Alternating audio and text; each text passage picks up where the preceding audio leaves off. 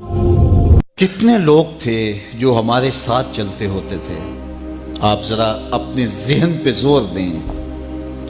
بچپن کے دوست، کلاس فیلوز، کاروباری ساتھی، گلی محلے کے لوگ، رشتہ دار، اعزاء و اقربا، آباء و اجداد، اور کتنے لوگ آپ کے مخالفین، معاندین، یہ ساری فہرست ذہن میں لائیں تو ایک دم خیال پڑتا ہے فلاں بھی چلا گیا، فلاں بھی چلا گیا۔ کوئی سال کے بعد اچانک کوئی بات یاد آتی ہے تو یاد آ جاتا ہے، کوئی 6 ماہ کے بعد یاد آتا ہے۔ کئی ایسے لوگ ہیں کہ سال ہا سال بعد یاد، ہاں وہ بھی ہوتا تھا۔ مٹی کا رزق بن گئے، قصہ پارینہ بن گئے۔ کہانی تو اتنی سی ہے نا، جو اکڑ اکڑ کے چلتے تھے آج وہ مٹی کا رزق بن گئے ہیں۔ جو اپنے بدن پہ چٹکی مٹی بھی نہیں پڑنے دیتے تھے آج ان کے کفن بھی تار تار ہو گئے۔ حضرت غوث اعظم فرماتے ہیں قبرستانوں میں جا کے دیکھو کیسے کیسے حسینوں کی مٹی خراب ہو رہی ہے۔ اللہ اکبر، بدن خاک میں مل گئے، ہڈیاں چور چور ہو گئی، ریزہ ریزہ ہو گئی، قبروں کے نشان بھی مٹ گئے، کتبے بھی ٹوٹ گئے، مٹ گیا مشتاق دل سے رنگ یاد رفتگاں، پھول مہنگے ہو گئے، قبریں پرانی ہو گئی۔ کون کسی کو یاد کرتا ہے؟ اور اسی طرح ہم مل کے مٹی کا رزق بننے والے ہیں، لیکن کوئی ایسا کام چھوڑ جائیں گے، اپنے رب سے جڑ جائیں گے، اپنے رب کے بندوں سے جڑ جائیں گے، رسول کریم کے دامن کو تھام لیں گے تو پھر موت بھی مرنے نہیں دے گی۔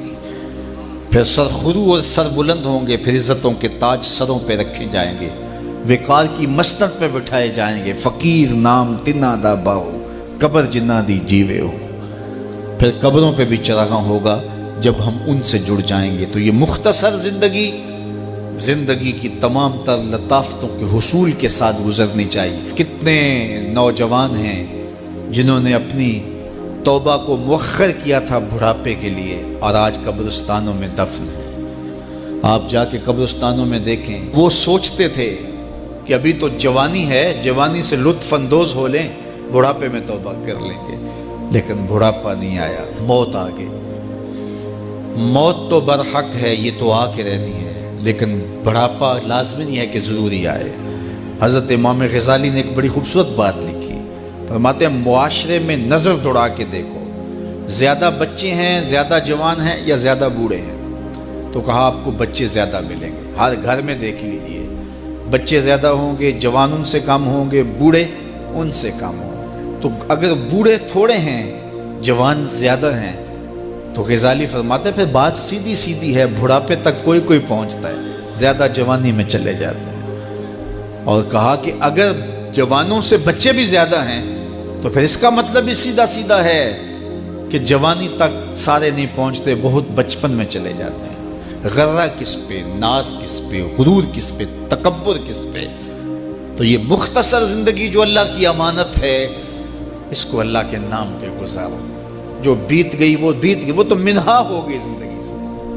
وہ مجھے رات سے کچھ لوگ میسج بھیج رہے ہیں، آپ کا پیدائش کا دن ہے، مبارک ہو، اللہ سب کو جزا دے۔